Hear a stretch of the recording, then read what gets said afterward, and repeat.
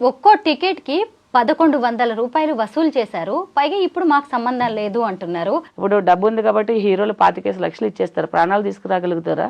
ఇప్పుడు వాళ్ళు బిజినెస్ చేసుకోవడం కోసం వాళ్ళొచ్చి ఈ మనుషుల చావుకు కారణం అవుతున్నారు కదా! అది ఎంతవరకు కరెక్టు? వాళ్ళు బిజినెస్ కోసమే కదండీ! ఆయనకి ఒక 25 కోట్లు వచ్చినప్పుడు 25 లక్షలు ఇస్తే పెద్ద నష్టపోయేది ఏముంది? ఒక పీనట్ కింద ఒక ఫారిన్ ట్రిప్‌కి అంటే తక్కువది. సో 25 లక్షలు ఇచ్చేసారు, 25 లక్షలు ఇచ్చేసారు అని అంటే మనిషి ప్రాణం 25 లక్షలతో పోతుందా?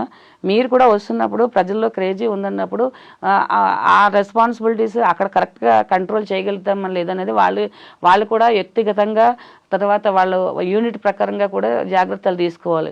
మీరు వెళ్తే మిమ్మల్ని చూడడానికి ఇంకొక 10,000 మంది వస్తారు, 10,000 టికెట్లు పోతాయని చెప్పేసేసి మీరు వచ్చి మనుషుల్ని అంటే ఒక విధంగా 25 లక్షలు 25 లక్షలు అంటే 25 లక్షలు అనేది అది న్యాయం కూడా కాదండి. ఆయన రెమ్యునేషన్ ఎంత ఉంటుంది ఆ సినిమాకి? అందులో ఎంత పర్సంటేజ్ ఇచ్చారు ఒక ప్రాణం పోతే?